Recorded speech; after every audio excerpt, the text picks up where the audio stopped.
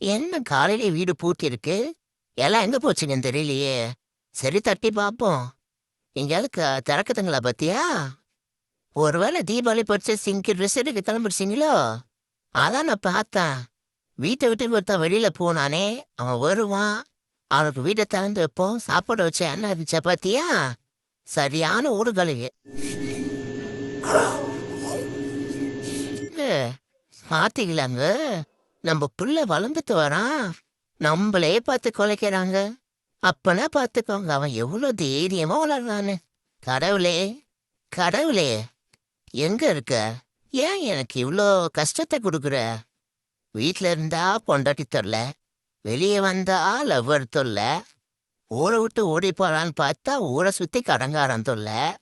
இவ்வளோ பிரச்சனையை வச்சுக்கிட்டு இந்த சின்ன வயசுல நான் எவ்வளோ கஷ்டப்படுறேன்னு தெரியுமா?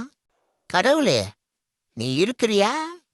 இல்ல ஜாலியா என்ஜாய் பண்ணிட்டு இருக்கேன் என் கஷ்டத்தை பார்த்து.